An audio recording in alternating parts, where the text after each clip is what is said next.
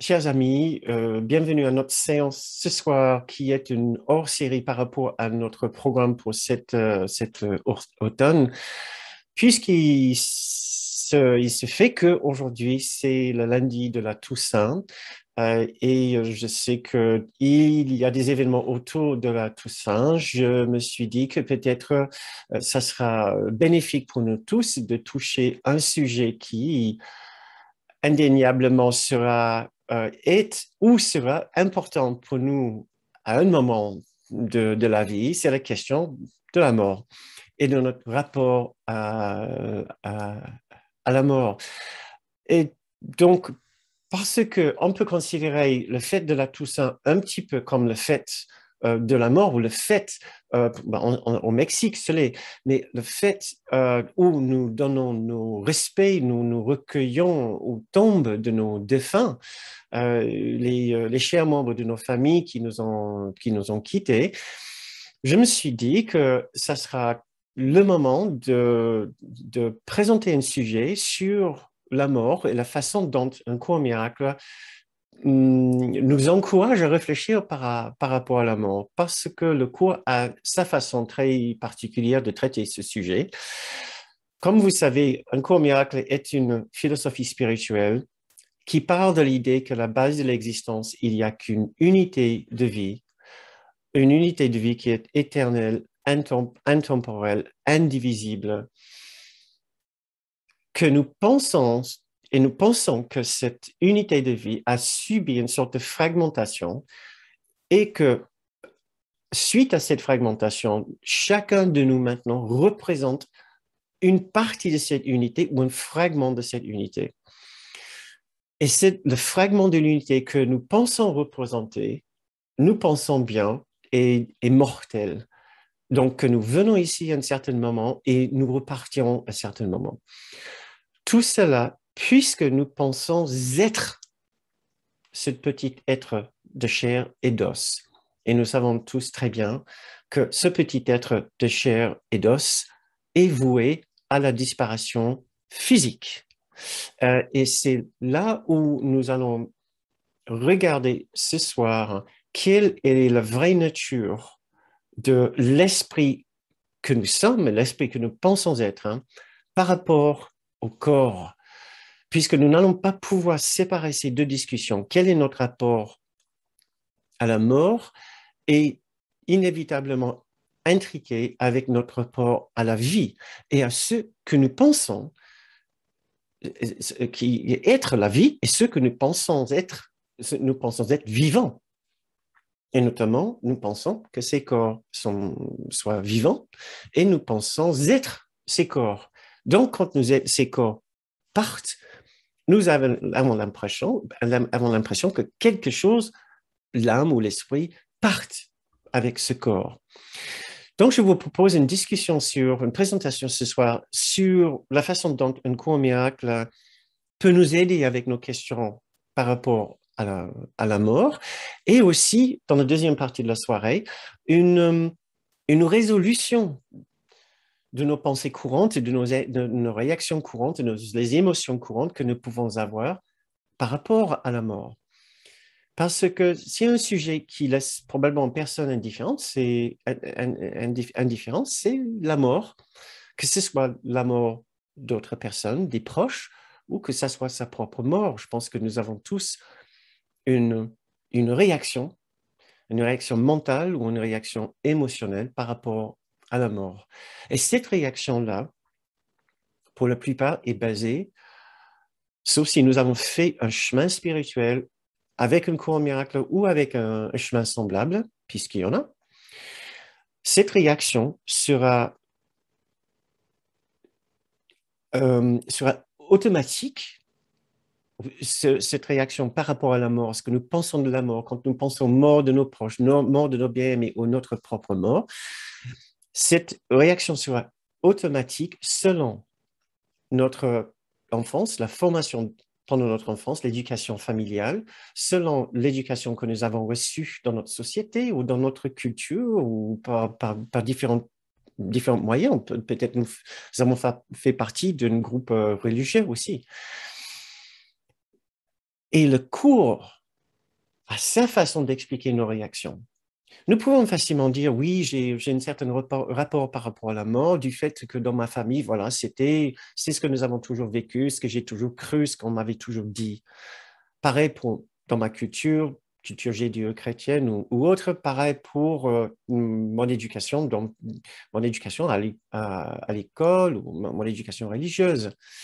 Mais un court miracle a autre chose à nous dire par rapport à ces réactions, que ces réactions sont en quelque sorte innées et ne sont pas du tout un accident du fait de se croire séparés de notre source, la véritable origine de notre vie, le fait de se croire maintenant cet être physique de chair et d'os, le fait de croire qu'à un moment ou autre, cet être de chair et d'os, la forme physique de ce que nous pensons être, va disparaître et vouer à disparaître.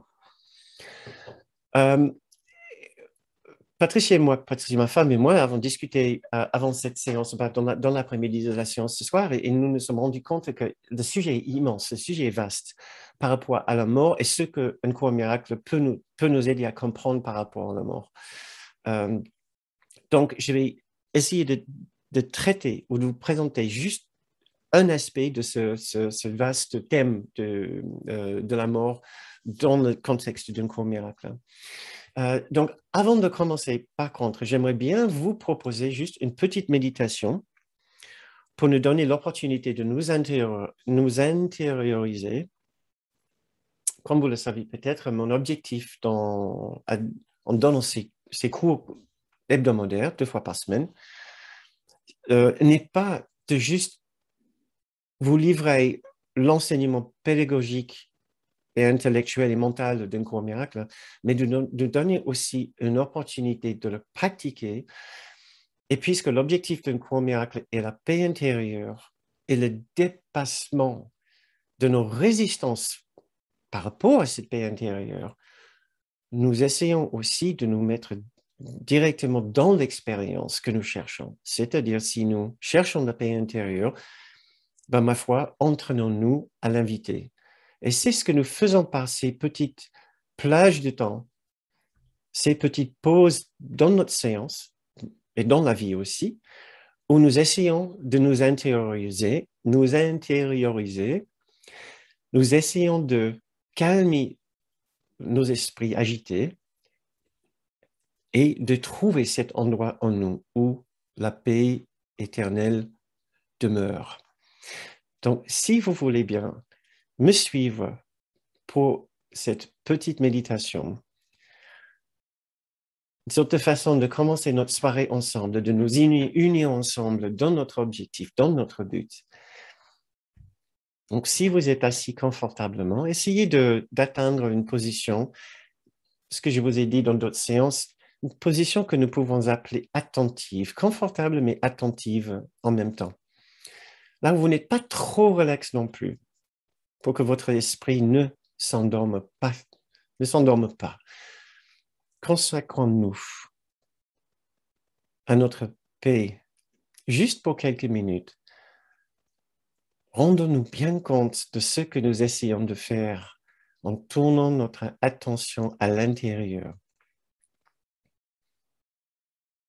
en suivant notre respiration pendant 2 ou 3 inspirations. Suivons alors notre inspiration. Ralentissons notre inspiration.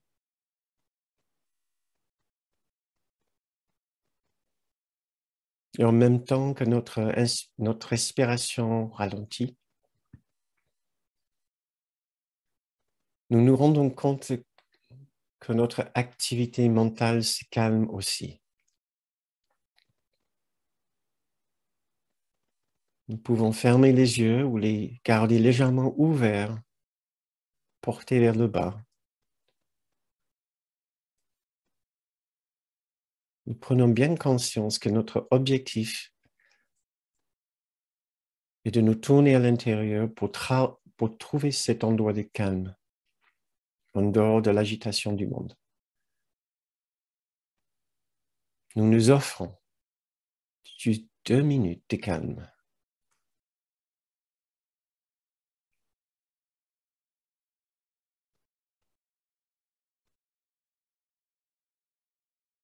C'est un endroit sacré que nous cherchons. Un endroit sacré qui est là disponible et accessible pour nous à chaque instant. Trouvons-le. Ayons confiance que cet endroit est là en nous. Et laissez-moi maintenant vous lire un petit passage du cours, la leçon 305. Il est une paix que le Christ nous accorde. Qui n'utilise que la vision du Christ trouve une paix si profonde et tranquille, si imperturbable et entièrement inchangeable, que le monde n'en contient pas l'équivalent.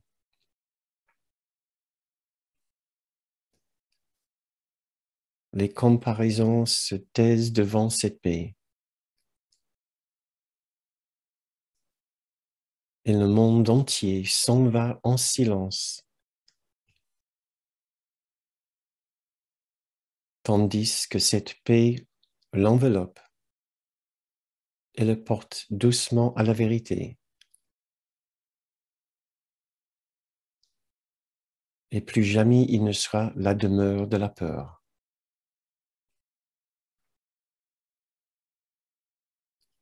Car l'amour est venu et a guéri le monde en lui donnant la paix du Christ.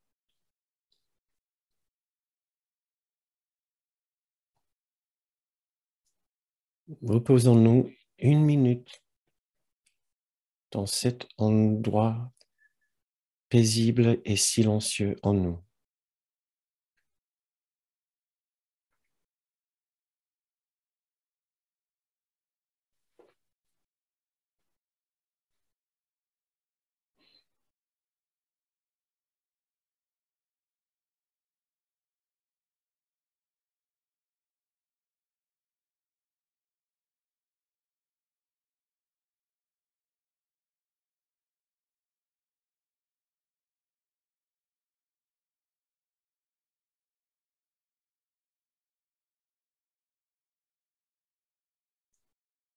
Cherchez à approfondir ce silence intérieur.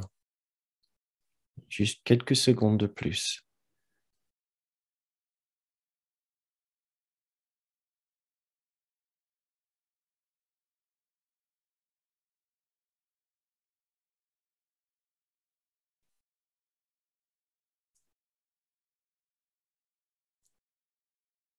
Et maintenant, quand vous vous sentez prêt, vous pouvez porter votre attention vers l'extérieur. Vous pouvez ouvrir les yeux.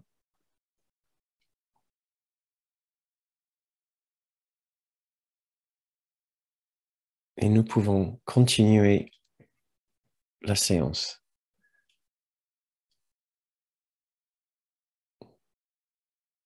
Très bien. Il y a une raison pour laquelle je vous ai présenté une méditation sur la vision du Christ, parce que si nous allons parler du sujet de la mort, un sujet qui est souvent,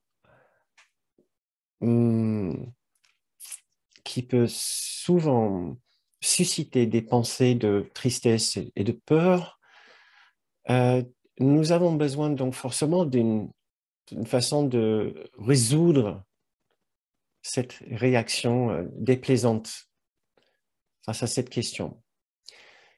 Et ma proposition pour ce soir, c'est que nous allons regarder justement vers cette idée du Christ, à savoir que le Christ dans un court miracle n'est simplement le nom que nous donnons à notre véritable être dans notre forme le plus hautement spirituelles comme les extensions de cette unité parfaite. C'est comme si l'unité parfaite a donné lieu à des extensions de cette unité et nous les sommes indivisibles et complètement intégrés dans cette unité. C'est une façon de parler de l'unité et de son mouvement, comme si l'unité a des extensions. Et donc, nous appelons ces extensions le Christ. Voilà ce que nous sommes. Je vais vous expliquer ceci un petit peu plus tard, mais maintenant, pour bien démarrer la séance, ou la partie plus pédagogique de la séance, j'aimerais bien, si vous voulez bien participer en cliquant sur votre bouton discussion, parce que j'ai envie de vous poser une question pour engager votre esprit dans cet questionnement, dans cette interrogation. Parce que pour que ce sujet ait vraiment un impact pour nous ce soir, pour que la séance, cette question sur la vie et la mort ait un impact pour nous avec une possibilité de changer, de bouger quelque chose pour nous, nous devons engager une partie de notre esprit dans ce questionnement. Donc, j'ai envie de vous poser la question, quels sont les sentiments qui accompagnent pour vous typiquement qui vous accompagne typiquement lors de ces visites auprès de nos chers bien-aimés, quand nous nous rendons aux tombes de nos aïeux, de nos êtres, de nos ancêtres. Imaginez-vous dans des situations où vous allez vous recueillir auprès de vos ancêtres. Euh, euh, et voilà, peut-être vous l'avez fait pour de réel ce week-end, ce week-end de la Toussaint, et que vous êtes allé au cimetière familial. Voilà, quels sont typiquement les sentiments avec lesquels nous faisons ces gestes de rendre visite à nos ancêtres? Quels sont les sentiments qui nous accompagnent? Quelles sont les réactions que nous pouvons avoir en y allant? Et si vous avez du mal à réfléchir pour vous, pensez à vos proches, si vous étiez avec d'autres personnes, ou si vous avez fait dans le passé, ou si vous connaissez des familles, des membres de vos familles qu'ils font. Quels sont les sentiments, les réactions typiques que nous pouvons avoir en allant au cimetière pour commencer à réfléchir à notre rapport à la mort et la façon dont nous exécutons cette tradition particulièrement chrétienne. Donc, je vais commencer à lire. Si vous voulez bien participer dans cet exercice en mettant vos idées, vos suggestions dans le fil de chat. Et si vous regardez cette émission en replay, essayez de préciser pour vous quelles sont ce genre de réactions que nous pouvons avoir ou que d'autres personnes peuvent avoir, par exemple des personnes dans votre entourage, dans votre famille. Donc, je vais lire vos suggestions. Une énorme tristesse, un vide, une tristesse en premier lieu, des regrets. Pour moi, ils ne sont pas au cimetière, ils sont toujours près de moi, merci. Du chagrin, dit une autre personne, gratitude encore une autre, amour, la joie de rester en lien avec eux, de l'amour encore une autre personne, amour. Pour moi, ils ne sont pas au cimetière et je n'y vais jamais, ils sont dans mon cœur. Très bien, merci beaucoup. Des bons souvenirs, une certitude d'illusion du corps, car le mort n'existe pas. Merci, Marie-Micheline. Je leur parle dans ma tête, merci beaucoup, un léger ressenti de paix, étonnement. D'accord, très bien, merci beaucoup. Et si je vous demande de dire quelles sont les réactions de vos proches, quelles sont les réactions des membres de votre famille en se rendant au tombeau, en faisant en participant dans cette tradition française, tradition catholique, tradition chrétienne. Donc, une autre personne qui dit culpabilité, peur, regret, manque. Un message en direct d'accord, donc peut-être vous ne l'avez pas vu, les autres.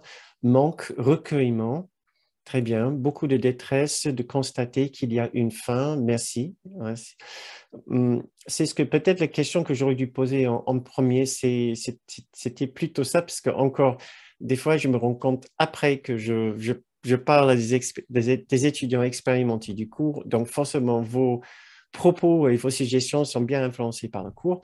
Donc, première question aurait dû être plutôt quelle est la façon dont nous nous recueillons normalement auprès de nos ancêtres ou une personne lambda.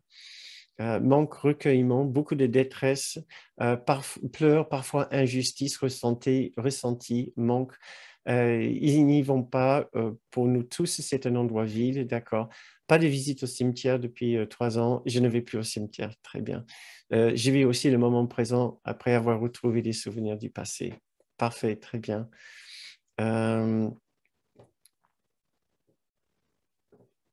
Le sentiment de plus jamais les revoir. Oui, je ressens leur présence autrement.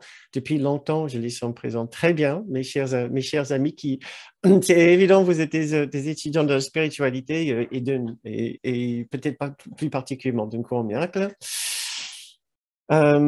Quels sont, comme je reviens un petit peu à ma question de départ ou l'autre question, est-ce que c'était plutôt pour réfléchir au rapport que la société a typiquement par rapport à la mort. Voilà, je n'aurais pas dû vous demander peut-être votre rapport particulier à la mort et aux défunts, mais plutôt quel est le rapport que la société en général a par rapport à la mort. Et donc, certaines personnes ici ont pu me donner une idée. Donc, il y avait regret, culpabilité, peur d'une fin, etc.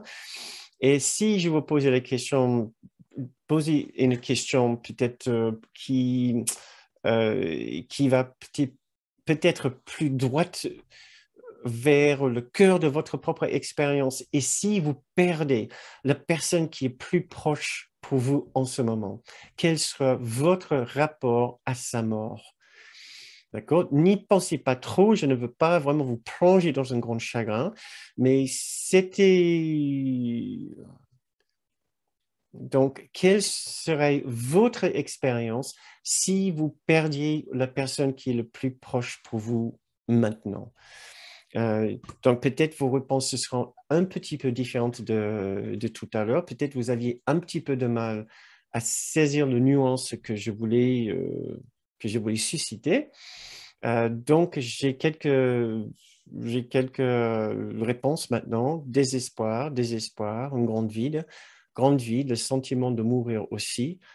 Plus envie de vivre. Je viens de perdre mon père. Il y a une phrase de Victor Hugo me revient qui dit tu n'es plus là où tu étais, mais tu es partout où je suis. D'accord, merci.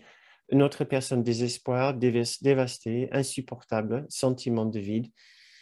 J'y ai pensé pour me préparer. Dans le moment, un moment de vertige, recherche de contact avec son esprit, âme, un grand vide, déchirement. Très bien, merci beaucoup. Euh, Résignation. Merci pour vos suggestions et vos commentaires très honnêtes, très francs et aussi très profonds. Donc, nous n'avons pas besoin d'aller plus loin dans ce sens-là. C'était juste pour nous mettre en contact avec ce fait de cette vie ici. Le fait est dans cette vie ici est que nous nous attachons à certaines personnes dans notre vie.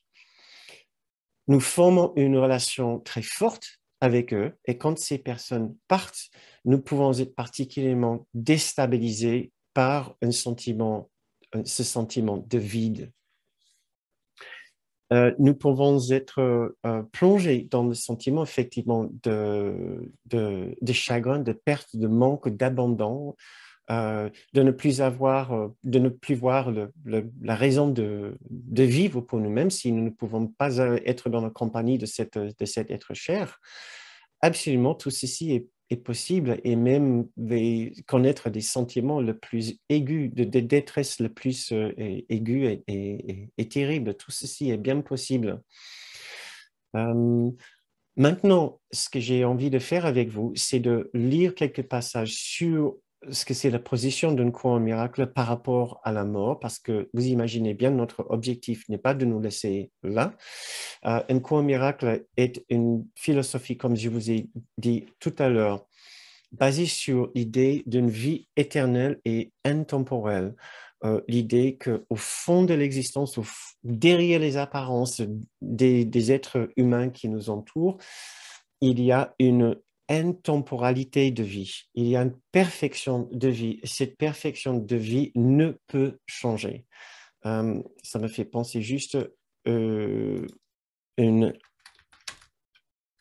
excusez-moi, une phrase du cours que j'avais retenu et qui m'est partie. Voilà. Il semble aimer, voilà. Or, ils dessertent, ils paraissent perdre ce qu'ils aiment, ce qui est peut-être le plus insane de toutes les croyances.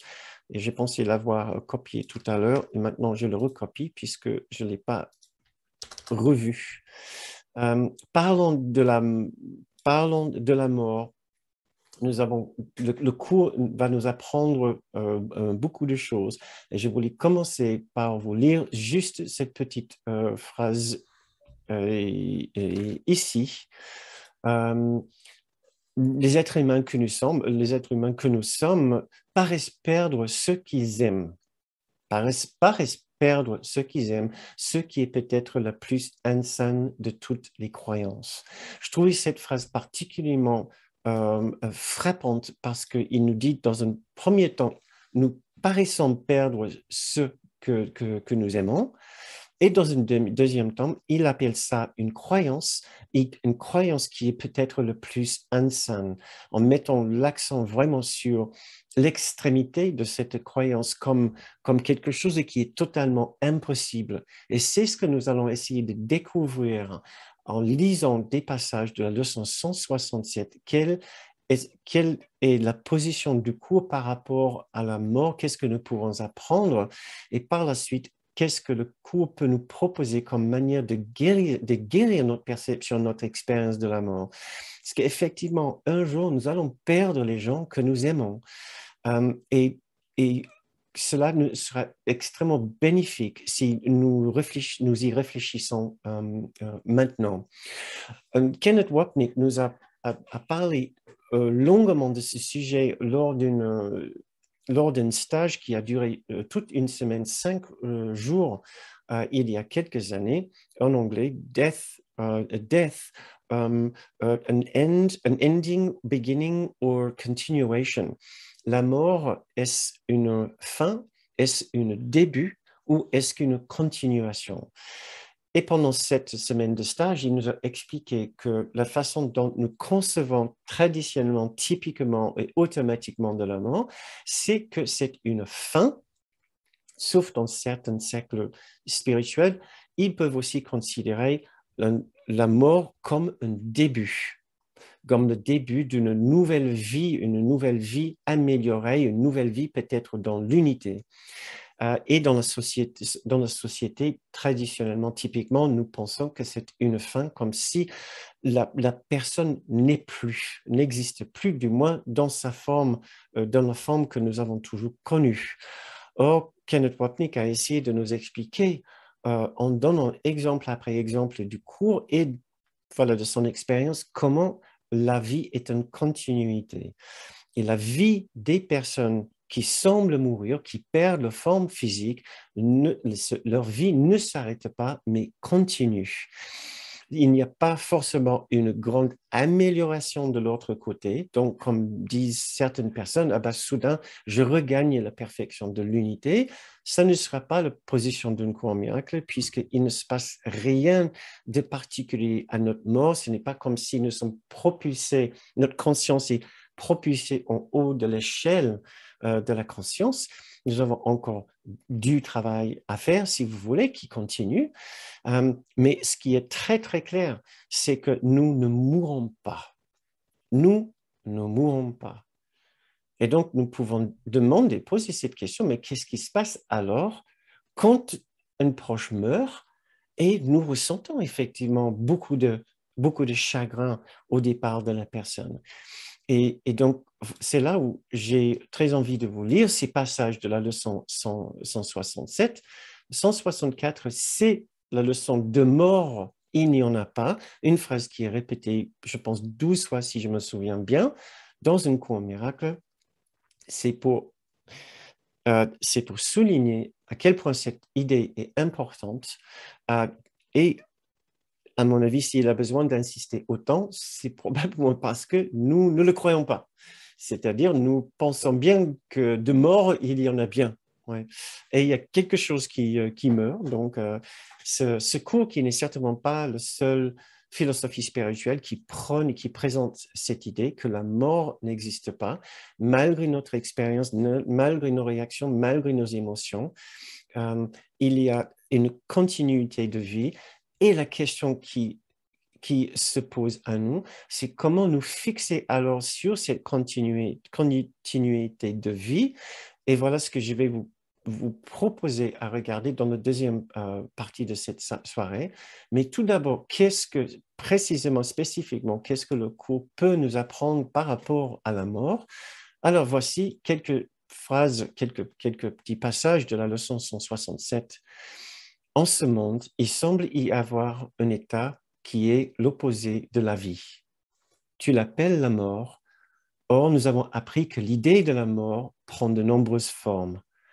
C'est la seule idée sous-jacente à tous les sentiments qui ne sont pas suprêmement heureux.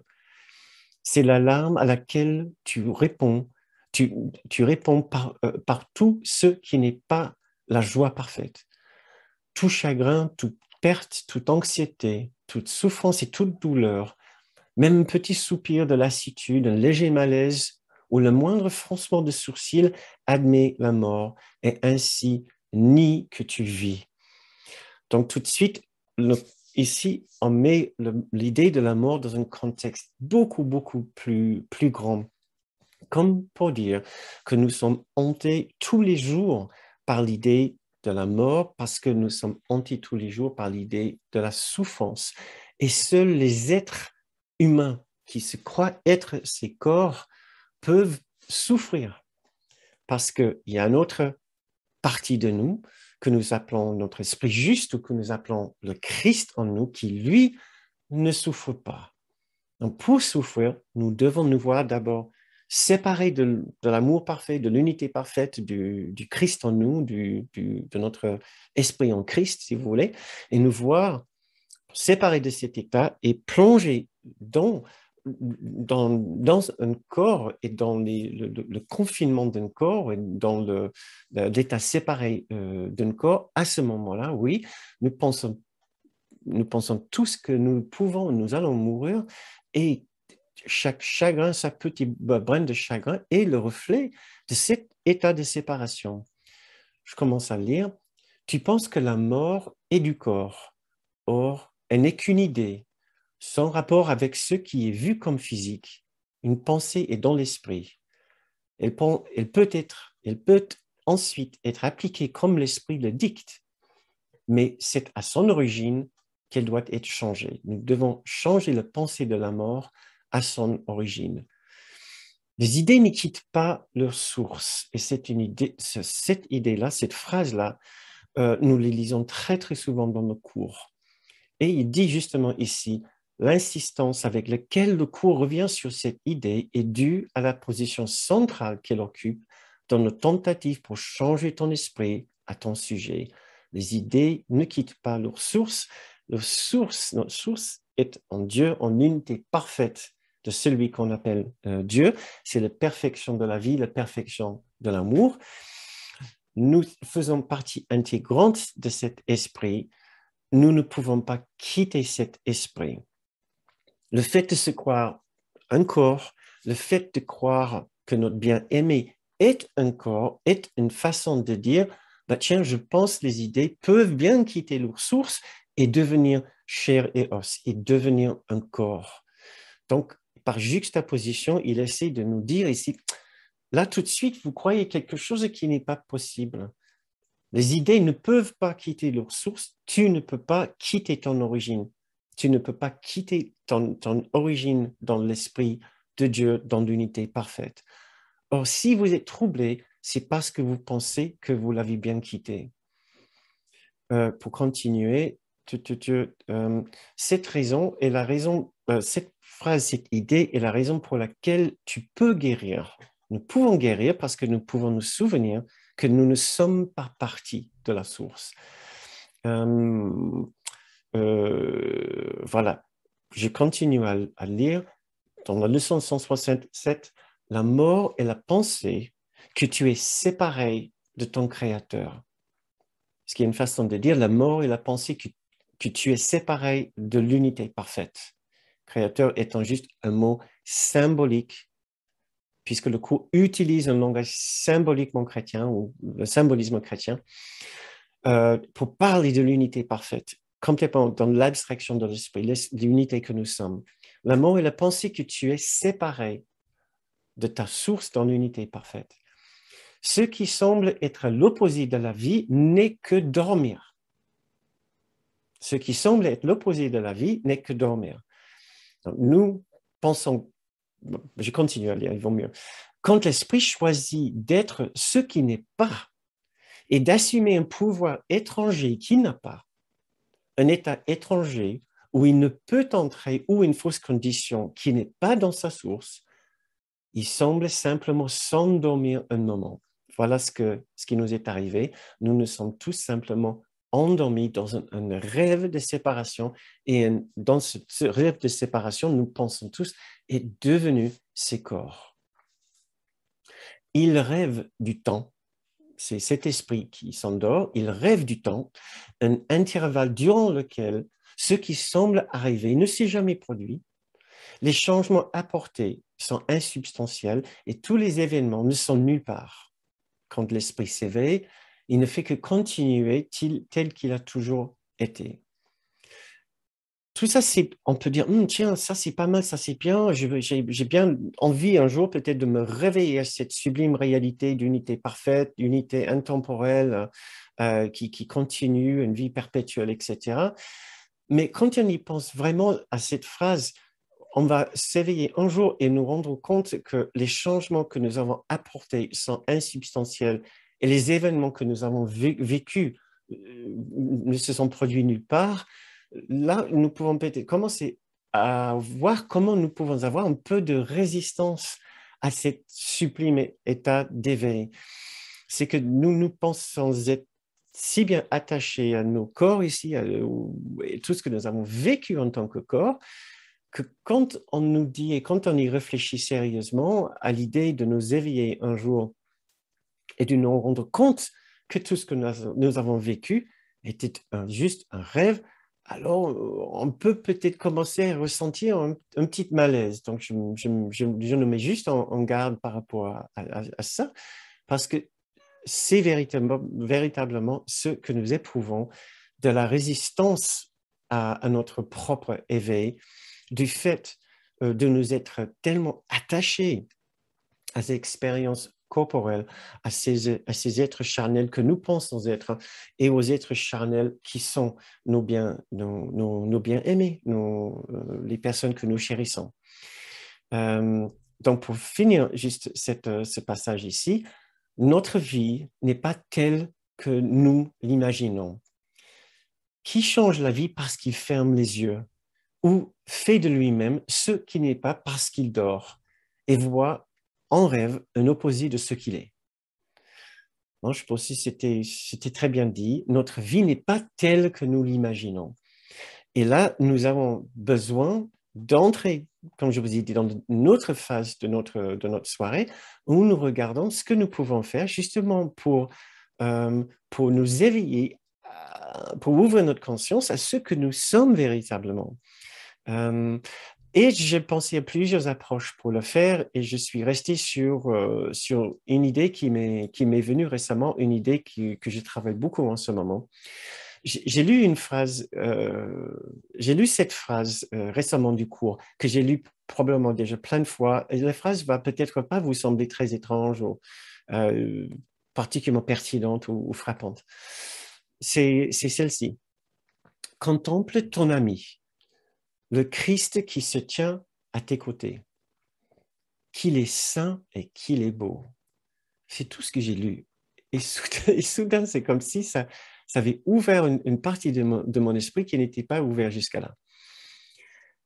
Et j'ai vu que j'avais longtemps eu l'idée que d'une sorte d'autre esprit, un esprit juste en nous, que j'ai essayé de voir, qui est en chacun, qui est en moi.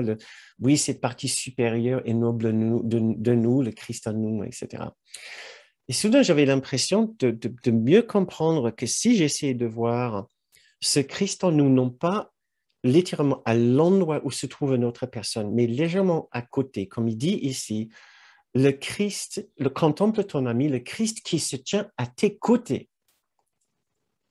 Et puisqu'il parle très souvent du Christ comme si c'est une troisième personne, mais aussi comme si c'est nous-mêmes et comme si c'est la personne en face de nous, il n'y a absolument rien de mal à imaginer nos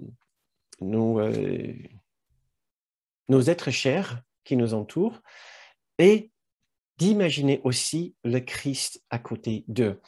Et je me suis dit, ça, c'est une façon de changer notre perception de la mort. Parce que si je garde ma perception, si nous gardons notre perception de l'autre fixée uniquement sur son corps, et si nous continuons à penser que l'autre est son corps, alors nous sommes voués à avoir une expérience de la plus grande douleur, un sentiment de perte, d'absence, d'abandon, d'exil et de manque quand cette personne nous quitte, parce que cette personne va forcément nous quitter un jour. Et si ce n'est pas cette personne qui nous quitte, alors c'est peut-être nous qui le quitterons en premier. Et ça sera pareil pour l'autre personne. Si cette autre personne nous garde fixés dans sa perception, dans sa conscience uniquement comme un corps, alors forcément à un moment ou autre, nous allons connaître le plus grand douleur inimaginable ici, c'est le fait de perdre un être cher. Et nous pouvons même connaître un sentiment de haine. Haine envers cette personne du fait qu'il était obligé de nous quitter, du fait qu'elle nous avait quittés, ou peut-être de la haine par rapport à Dieu, par rapport à la vie en général, c'est une façon de parler de Dieu.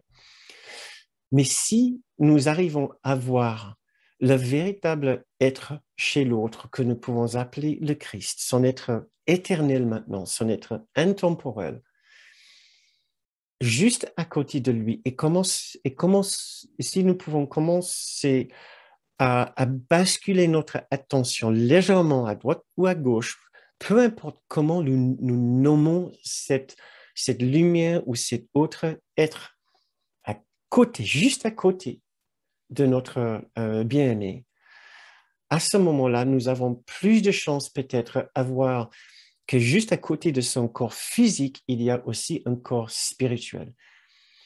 Quand nous parlons du Christ en l'autre, c'est ce que nous sommes en train de dire. C'est le corps spirituel de l'autre, si nous voulons, puisque nous avons toujours du mal à comprendre l'abstraction parfaite de l'esprit, c'est peut-être plus utile pour nous, dans un premier temps, de dire le corps spirituel de l'autre. Essayons d'imaginer le corps spirituel de l'autre, qui n'est pas littéralement à la même place que son corps, mais légèrement à droite ou à gauche, et commencer à voir l'autre qualité, l'autre aspect, l'autre être qui accompagne notre bien-aimé. Et je vous invite de faire cet exercice avec moi. Je vais vous lire quelques passages du cours sur cette façon de voir, sur cet autre que nous sommes, cet esprit sublime, noble et hautement spirituel que nous appelons le Christ.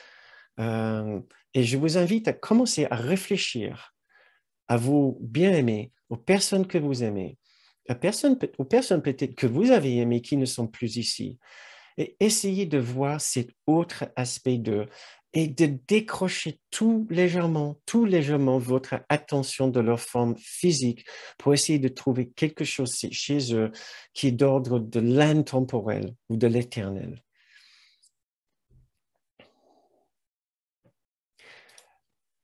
À mon avis, si nous arrivons à faire ceci, ne serait-ce que juste un instant et avoir une véritable impression que l'autre en face de moi n'est pas uniquement son corps.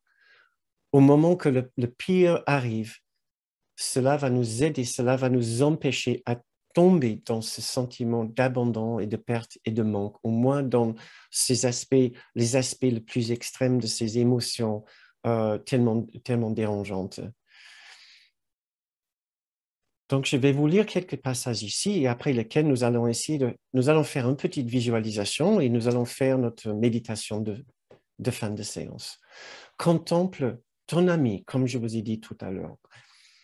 Essayons maintenant de contempler qu'à côté de la personne que nous aimons le plus au monde,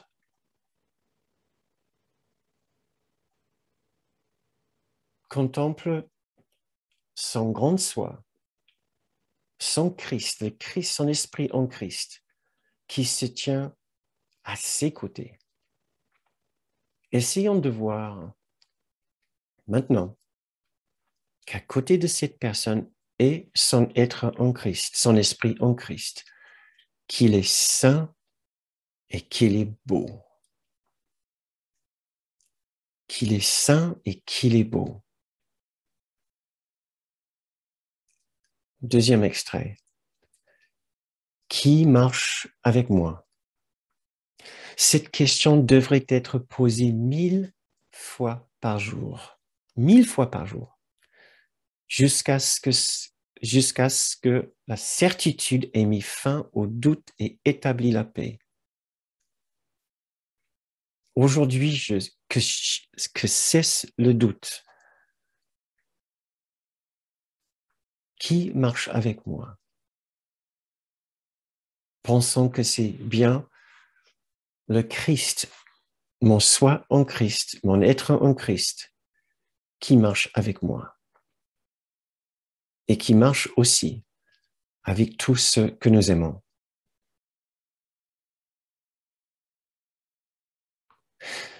Je continue à lire. Si tu savais qui marche à tes côtés sur le chemin que tu as choisi, la peur serait impossible. Pensons alors à votre bien-aimé. Pensez alors à celui qui marche à ses côtés, sur son chemin. C'est son soi en Christ. C'est son soi éternel. C'est son soi qui traverse tous les temps, toutes ses incarnations, toutes ses vies.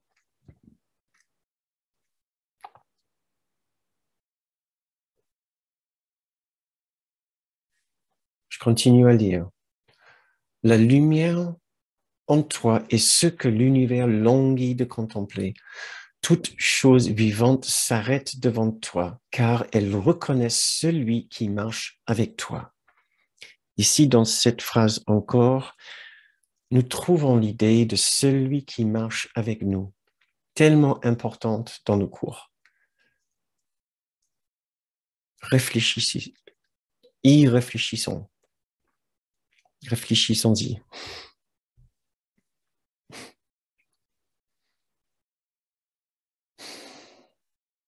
Qui marche avec nous? Celui qui marche avec nous marche aussi avec notre bien-aimé. La lumière en lui est ce que l'univers languit de contempler. Toute chose vivante s'arrête devant lui, car elles reconnaissent celui qui marche avec lui.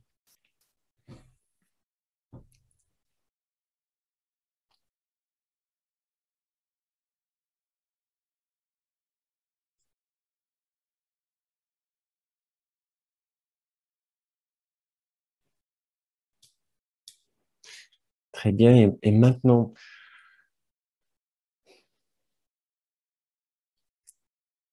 pensons maintenant à notre bien-aimé, la personne que nous aimons le plus peut-être. Faisons un effort particulier maintenant. Nous pouvons voir sa forme physique, mais sachons maintenant que c'est juste sa forme physique, temporelle. Ce n'est pas son être véritable.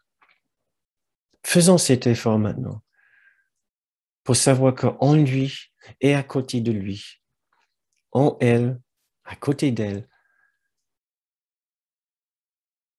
il y a son identité majestueuse en Christ, sa lumière,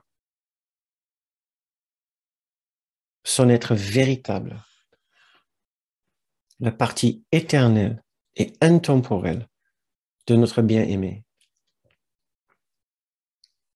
la partie qui ne meurt jamais, la partie qui ne mourra jamais, qui résiste à tout. Lions-nous à cette partie de notre bien-aimé. Lions-nous à cette partie de toutes les personnes que nous avons aimées qui ne sont peut-être plus avec nous maintenant, parce que cette partie demeure, cette partie existe toujours. Cette lumière, cette vérité, leur être en Christ, leur soi en Christ existe toujours.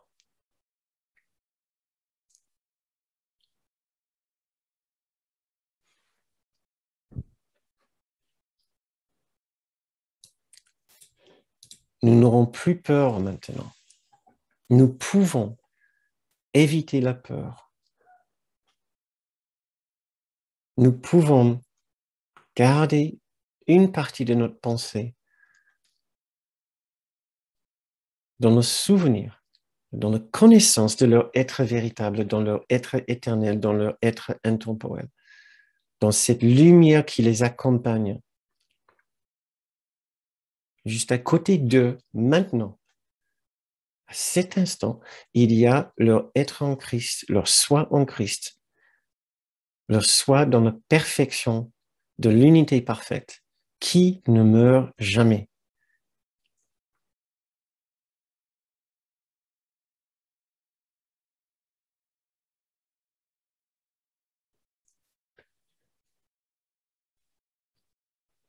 Continuons à réfléchir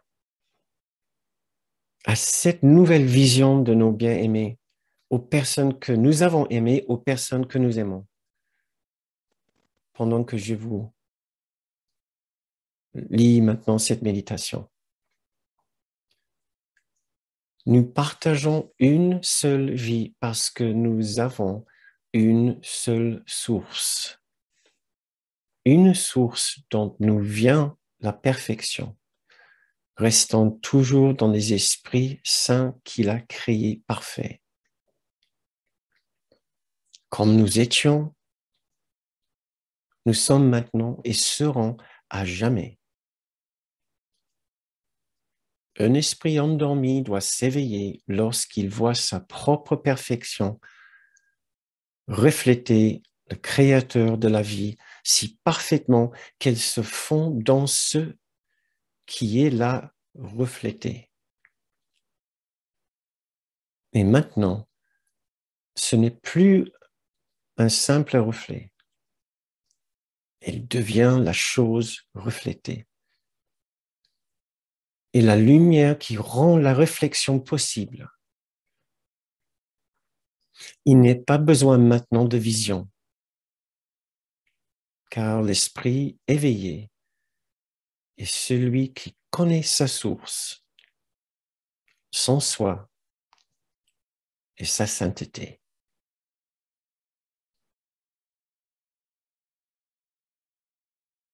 Comme nous étions, nous sommes maintenant et serons à jamais.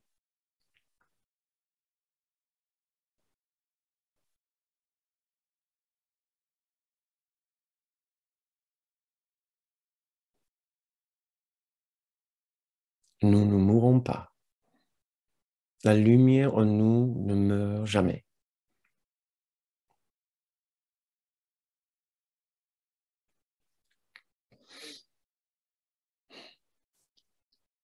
La lumière en les personnes que nous chérissons le plus au monde ne meurt jamais.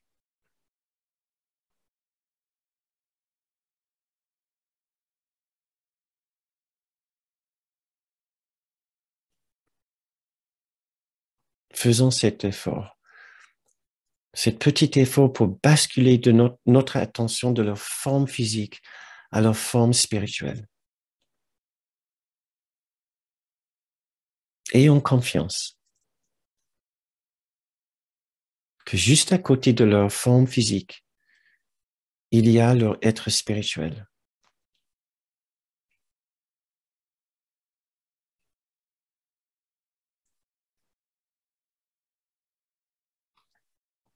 Et restons dans cette confiance maintenant.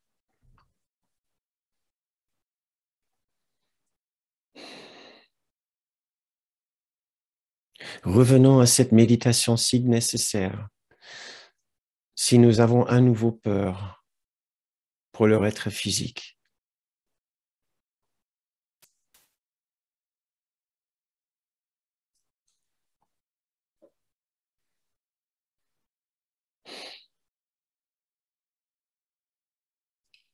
Très bien. Quand vous vous sentez prêt, vous pouvez ouvrir les yeux.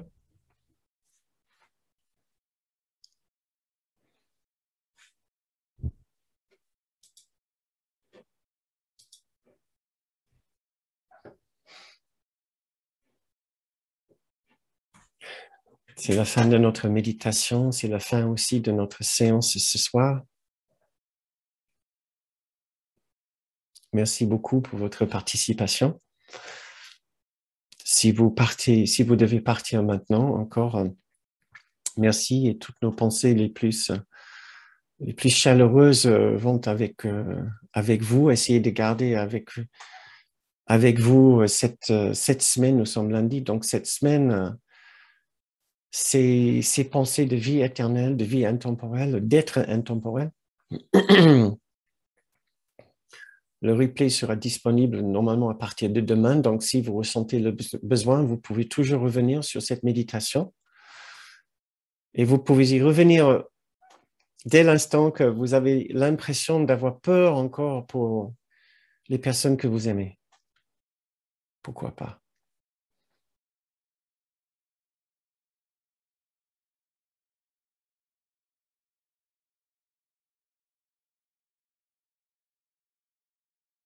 Ok, très bien. Alors j'ai attrapé la séance en cours ce soir. Autant pour moi si je pose une question qui a été peut-être abordée, mais je reviens sur ce que tu disais d'imaginer le Christ à côté de nous ou à côté de cette personne.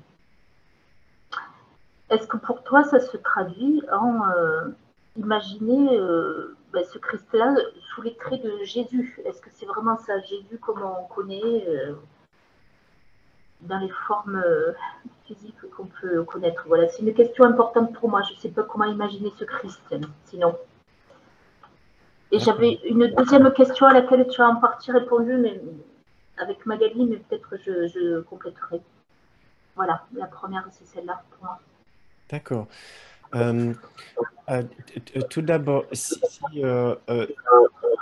oh, je pense, Natacha, pendant que je réponds à ta question, tu peux désactiver ton micro. Merci. Ouais, parce qu'il y a, je ne sais pas pourquoi, des fois, il y a un phénomène de feedback avec certains micros. Si cela t'aide, absolument, tu peux imaginer, visualiser et voir le Christ en étant Jésus. Si l'image de Jésus pour toi est une source d'amour, de tendresse, de paix, de sécurité, de soutien et d'accompagnement, il faut absolument visualiser le Christ comme étant Jésus. Dans le contexte de cette visualisation, cet exercice ce soir, ma façon d'utiliser les Christ, c'était plutôt pour atteindre une image, atteindre une réalité des gens que nous aimons, qui n'est pas leur forme physique, mais leur forme spirituelle. Pour nous aider avec l'idée de la mort, de leur mort. Du fait que le corps physique, la forme physique va à un moment ou autre se transformer et cesser de fonctionner, mais cela ne voulait pas dire que leur essence, leur forme spirituelle mourait aussi. La forme spirituelle de chaque personne continue. Pour nous, nous avons déjà une idée très précise de leur forme physique, mais nous n'avons pas du tout une idée précise de leur forme spirituelle. Donc, je vous ai demandé d'essayer d'imaginer leur forme spirituelle que j'appelle le Christ. Il y a une partie de chaque personne que nous aimons qui n'est pas juste physique. C'est la partie d'eux, effectivement, avec laquelle nous nous attachons le plus facilement et que nous pouvons imaginer le plus facilement. Mais ce qui anime la forme physique de la personne n'est pas physique. Ce qui vous anime, ce qui anime toutes les personnes ici ce soir, toutes les personnes que tu connais, est un esprit. Cet esprit, nous avons du mal à imaginer l'esprit séparé du corps. Or, il est séparé du corps. Il est séparé du corps. Même dans une cour miracle, comme dans l'enseignement de Kenneth Wapnick, nous apprenons que l'esprit n'est pas dans le corps. Il n'y a pas que Kenneth Wapnick qui le dit, qu'il y avait aussi un psychiatre français qui travaillait pour les hôpitaux de Paris, Sainte-Anne, je crois, Serge Triboulet, qui, lors d'un entretien, a dit très, très clairement, pour lui, l'esprit humain ne se trouve pas dans le corps humain, ni et certainement pas dans le cerveau. Il dit c'est indépendant. Donc, c'est techniquement parlant, c'est la question de la localité de l'esprit. Ouais. Il y a des experts qui considèrent maintenant que la localité de l'esprit n'est pas dans le corps. Mais notre difficulté, notre faiblesse, c'est que nous identifions avec le corps des gens que nous aimons et nous avons du mal à imaginer qu'à côté d'eux ou quelque part, il y a l'esprit de ces personnes qui animent leur corps. Et cet esprit-là continue.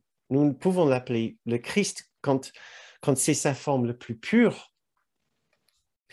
C'est ce qui va nous aider sur plusieurs plans à voir les personnes que nous aimons sous notre lumière, leur lumière le plus sainte, bénéfique, pure et hautement spirituelle.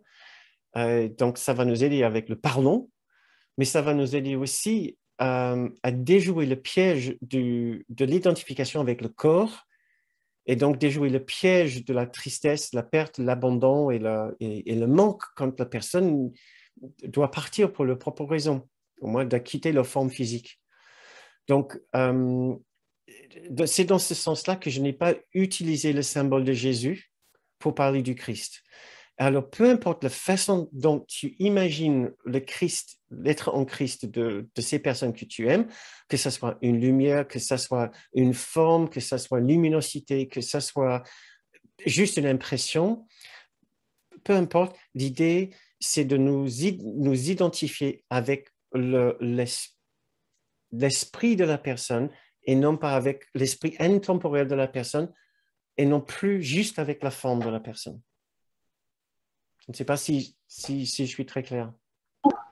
Oui, merci, ça me parlait. Oui.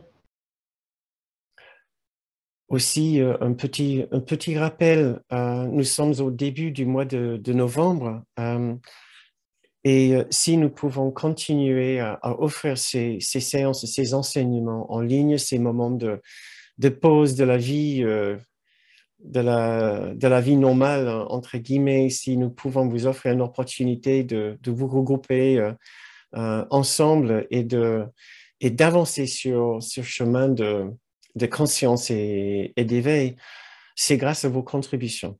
C'est purement et uniquement grâce à vos contributions que je peux continuer à faire ce travail. Donc, pour lequel ma femme et moi, nous vous remercions très, très, très chaleureusement, très sincèrement, avec toute notre gratitude.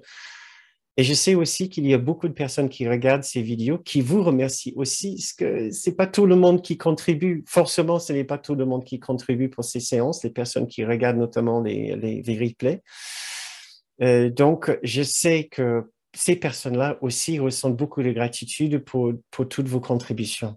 Si vous avez la possibilité, si vous pouvez nous aider au mois de novembre pour continuer à faire ce travail, Vous pouvez le faire en allant sur notre site bernardgoum.com où vous trouverez l'onglet pour faire contribution pour nous aider de cette manière qui est aussi le plus pratique. Et je vous prie aussi s'il vous plaît, de ne pas le faire avec un sentiment d'obligation, mais avec un sentiment de désir, voilà, de le faire.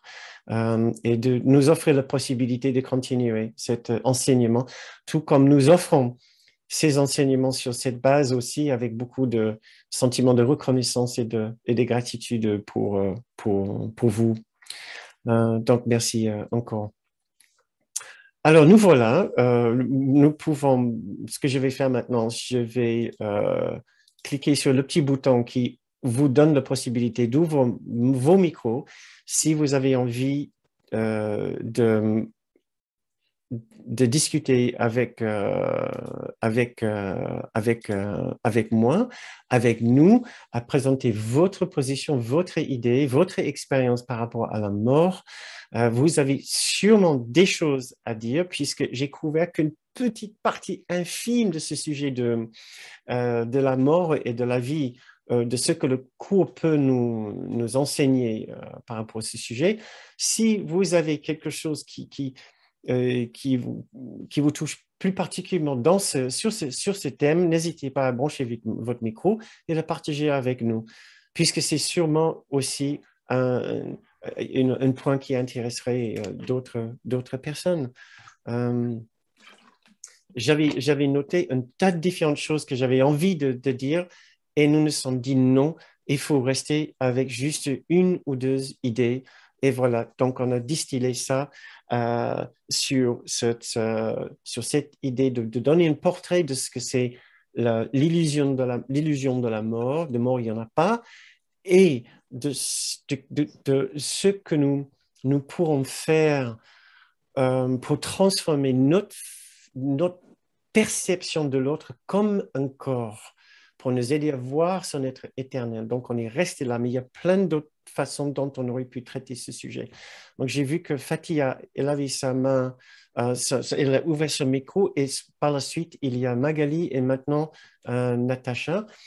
Fatia, tu es là? Oui, oui, je suis là. D'accord. Je suis là, Bernard. Okay. En tout cas, merci beaucoup déjà pour la séance parce qu'elle est très forte. Elle me fait penser à vraiment notre... enfin, en tout cas, je sais pas, c'est pas une transformation, je dirais même une transmutation de tout ce qu'on savait, de tout ce que je savais auparavant. Simplement, il y a une chose que, dans tout ce que tu as avancé, la notion de réincarnation n'apparaît jamais. Et je ne sais pas si elle est liée ou pas au cours en miracle. Donc, moi, jusque-là, j'étais rassurée par la réincarnation, mais je n'ai jamais vu cet aspect de voir le Christ en nous et à côté de nous en tant qu'esprit ou en tant que... et ça me... Bon, voilà, c'est intéressant. C'est un point de vue qui me touche. Et je crois qu'il est fort, très, très fort. D'accord. Je peux en toucher deux mots sans difficulté, puisqu'il y a même c'est l'une des questions, je pense, dans le manuel des enseignants par rapport à la réincarnation. J'en ai touché juste d'une façon peut-être périphérique. J'ai touché le sujet des réincarnations quand j'ai dit que c'est son être qui traverse toutes ces différentes vies. Je l'ai glissé un petit peu, mais je ne voulais pas ouvrir le sujet trop large. Je l'ai ressenti. Mais effectivement, c'est assez évident en lisant le cours que le cours croit en la réincarnation. Ce n'est pas un sujet très important puisque, je ne veux pas vous décevoir, si ça vous aide de penser, et voilà ce qui est écrit dans le cours, si ça nous aide pour comprendre que la vie ne peut pas mourir, et si la réincarnation nous aide à savoir que la vie ne peut pas mourir, alors c'est très bien, c'est excellent. Mais il ne faut pas aller trop loin dans l'idée de la réincarnation, de l'importance de différentes vies ou telle et telle vie, puisqu'à la fin, nous apprenons qu'aucune de ces vies n'était véritablement réelle. Donc, ni celle-ci, ni les autres. Donc, c'est pour ça que nous ne poussons pas le sujet de la réincarnation trop loin en donnant une importance particulière ou telle vie ou cette vie, etc. Nous regardons juste la continuité de la vie à l'intérieur de ce que nous allons apprendre à la fin n'était qu'un rêve. Donc, nous avons vécu une expérience de séparation que nous allons voir à la fin était une sorte de rêve. À l'intérieur de ce rêve, nous avons vécu différentes incarnations, beaucoup de différentes incarnations. Le fil conducteur pendant toutes ces différentes incarnations est la partie de nous que nous pouvons appeler l'âme ou le Christ ou l'esprit décideur. Oui, je ne veux pas aller trop loin parce que on risque d'être un petit peu confus par rapport au concept du cours. Donc, Kenneth Wapnick admet l'idée d'une partie de nous, une sorte d'âme qui traverse nos différentes incarnations, qui est le décideur. Mais quand le décideur décide de s'associer au Christ, il devient le Christ. Donc, que nous pouvons aussi le voir comme la partie éternelle de nous. Ouais. Compliqué.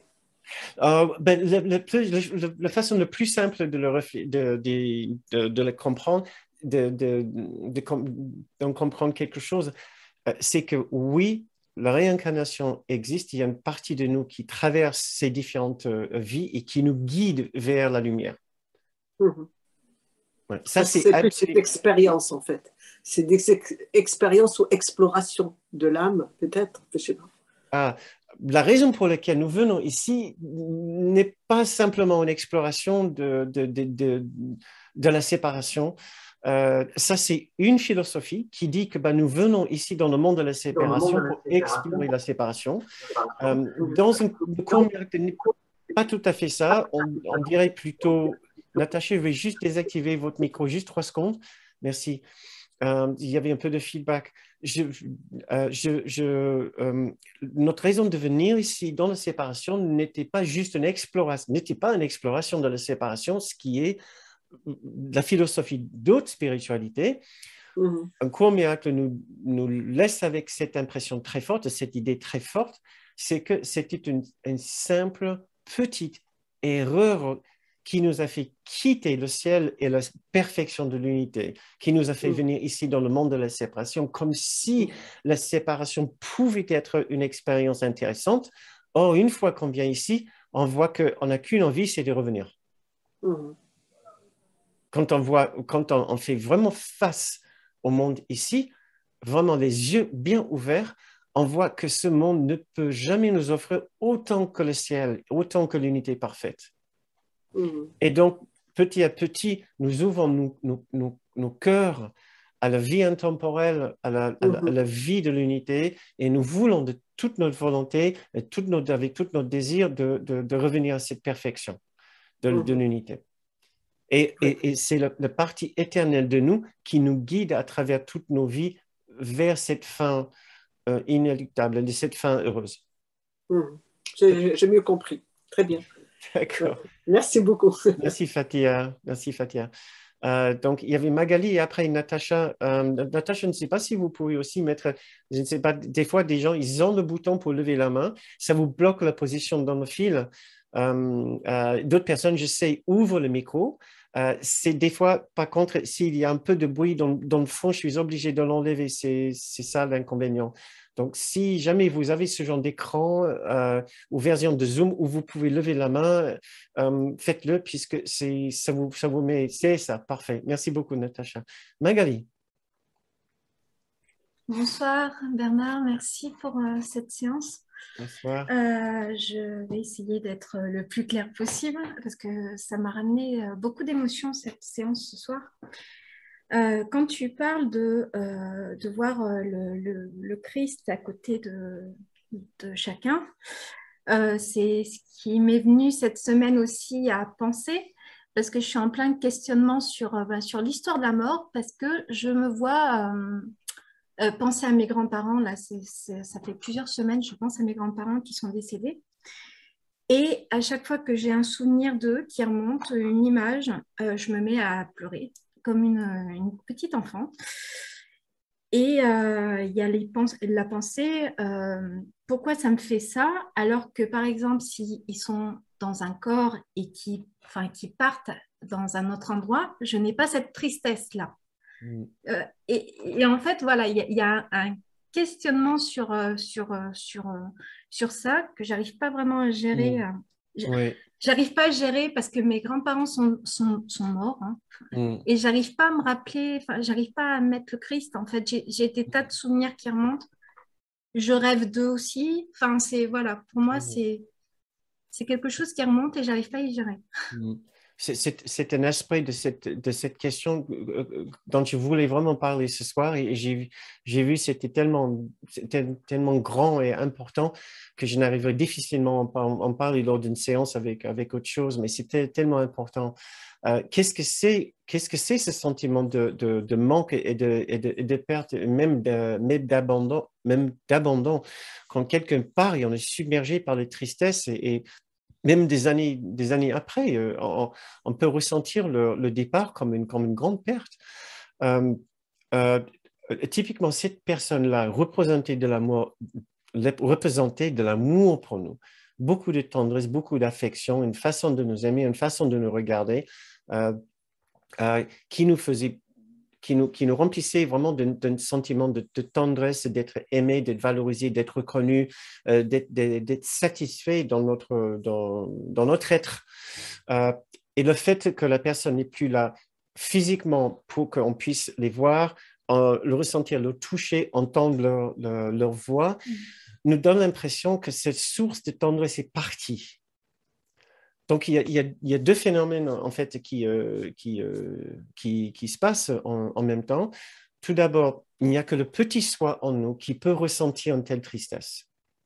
Qu'on soit honnête, moi aussi, je ressens aussi des fois un sentiment de grande perte, mais le Christ en moi, mon grand soi, ne peut pas ressentir une telle tristesse. Donc, tout d'abord, je reconnais, OK, très bien, c'est le petit soi en moi soit, et mon grand soi, quelque part, ne ressent pas ceci, puisque le grand soi en moi, le Christ en moi, c'est qu'il est en union, c'est qu'il est entièrement joint avec l'être qui est mes grands-parents, l'être qui est aimé, le bien-aimé qui est parti maintenant. Donc, j'ai beaucoup de patience, tout d'abord, pour mon chagrin, pour mon expérience. J'ai beaucoup de tendresse et de douceur pour mon expérience. Si j'ai cette expérience d'être dans le petit soi, comme selon l'enseignement de Ken et du cours et de Jésus, c'est parce que j'ai encore peur de l'amour, peur de l'aspect christique en moi, de mon propre soi en Christ, qui va me nourrir, de ce sentiment d'être choyé, d'être aimé, d'être valorisé, d'être reconnu, de satisfaire mes besoins d'affection. Il m'aidera avec ça. Mais j'ai encore peur de cette source remarquable de tendresse et d'affection que je le garde à distance et je préfère l'image de ces personnes qui ne peuvent pas satisfaire ce besoin. Mais donc, tout d'abord, ce qui est merveilleux, c'est que ces personnes représentaient pour nous l'amour que nous cherchons. Mais maintenant, l'étape que nous devons franchir, c'est de voir que ces êtres que nous avons aimés, tout d'abord, ils continuent, ils ne sont pas morts. Et quelque part, si nous le voulons, nous pouvons toucher leur être éternel, leur être intemporel. Si nous leur demandons de l'aide, demandons à leur partie éternelle, si vous voulez, de nous donner de l'aide pour ressentir l'amour et l'affection, alors il est possible que nous le ressentons. Il est possible que nous le ressentons. Mais peut-être plus important encore, c'est que nous reconnaissons que notre plus grand désir, c'est de ressentir l'amour et la tendresse et l'affection et la reconnaissance et un sentiment de sécurité dans cet amour, peu importe l'origine, que ça vient de tes grands-parents, que ça vient des personnes que moi j'ai perdues. Peu importe, nous voulons juste un contact quelconque avec cette source d'amour et d'affection, de reconnaissance qui peut satisfaire nos besoins, okay, qui peut nous aider à comprendre à nouveau que nous sommes aimés. Voilà. Et que nous ne sommes pas perdus, que nous ne sommes pas abandonnés, nous ne sommes pas exilés, que nous sommes accompagnés, que nous sommes soutenus. Et pour cela, nous allons devoir faire un petit basculement parce que si nous faisons cette demande à partir du petit soi, malheureusement, le petit soi, par définition, ne peut pas être satisfait de cette façon. Donc, nous devons être très, très patients avec nous-mêmes, le temps qu'il nous faut pour vouloir assouplir notre condition intérieure et dire, et respirer profondément d'une façon la plus apaisée possible et dire, je peux quitter mon petit soi, ne serait-ce qu'un instant, le temps de me joindre à nouveau avec l'amour qui m'est tendu, l'amour qu'on m'offre, l'amour qui m'est offert, ici, dans la quiétude et le silence et la paix de mon propre esprit. Mais pour cela, je dois essayer de calmer mes sentiments, calmer mon angoisse, calmer le sentiment de perte et de manque, juste un instant, le temps d'ouvrir quelque chose, une partie de mon esprit et se dire, en vérité, je ne peux pas être seul. D'accord, mes grands-parents et ces autres personnes que j'ai toujours tellement aimées ne sont plus là. Mais ne sont plus là physiquement, mais quelque chose en eux existe toujours. Et je peux ressentir ce sentiment d'accompagnement et soutien si je le veux. Donc, c'est un processus. Et des fois, tout ce que nous pouvons faire, c'est juste nous accompagner dans ces vagues d'émotions. Et il se peut simplement que tu es dans une phase maintenant où tu sens la présence de cet amour quelque part et tu as l'impression que c'est distant. Or, ce n'est pas si distant que ça. Tu as besoin de le ressentir maintenant. Quelque chose en toi appelle à cet amour pour un signe, pour une main tendue. Donc, c'est peut-être aussi une bonne phase en même temps. Peut-être des conditions extérieures te poussent dans ce sens parce que tout autour de nous est en flux constant en ce moment pour beaucoup d'entre nous. Donc, nous pouvons avoir envie de nous accrocher à quelque chose qui semble comme une source d'amour stable. Et des fois, certaines personnes représentaient ça pour nous. Et souvent, les grands-parents étaient les sources d'un amour stable pour nous. Donc, pense peut-être que c'est une source d'amour stable que tu veux maintenant, qui prenait la forme anciennement de tes grands-parents, mais cette forme de stabilité, de tendresse existe toujours. Mais des fois, nous devons nous être très patients avec nous-mêmes et de comprendre qu'on est dans une phase et aussi nous demander de faire ce petit basculement vers la quiétude intérieure où nous pouvons avoir cette expérience, à savoir qu'il y a quelque chose en nous aussi qui résiste à avoir cette expérience. Et c'est que pour faire ce petit basculement, nous devons aussi faire face à notre peur justement d'entrer en contact, d'être accompagnés par les gens qui ne sont pas physiques, par les esprits qui ne sont pas physiques. Oui. C'est une façon de reconnaître implicitement que je ne suis pas physique non plus. Mon être le plus profond n'est pas physique. Oui. Puisque je me fais toucher par un autre être qui n'est pas physique. Nous nous unissons, nous nous unifions dans une autre dimension de l'esprit et non pas physiquement maintenant. Comme tu dis, c'est tellement plus facile quand je m'unis physiquement avec l'autre personne, c'est indéniable, je suis accompagné. De physique à physique, c'est extrêmement rassurant pour le petit soi en nous qui se croit un être physique. Ouais. Mais on nous demande maintenant de monter la barre peut-être un petit peu plus haut et de savoir, en réalité, il y a une partie de nous qui n'est pas physique. Et cette partie de nous peut s'unir avec la partie des autres, de ces bien-aimés, de ces personnes que nous avons tellement aimées et qui nous ont tellement aimés, cette partie non physique de nous peut s'unir à la partie 2 qui n'est pas physique. Oui. Donc, on gère l'ensemble de toute cette problématique de perte, d'abandon, de manque et de deuil à un niveau, sur notre niveau du non physique, de spirituel, de l'intemporel. Et pour ça, on a besoin de temps et de se poser et de méditer et de prier en silence et de demander de l'aide. Je ne sais pas si ça te donne quelques idées pour progresser. Si, ça me donne énormément d'idées. C'est vrai que j'ai un peu ce côté-là à m'emporter dans les émotions, mais comme tu dis, prier et rester en méditation pendant un moment me ferait un grand bien, je pense. Donc, merci beaucoup pour ta réponse.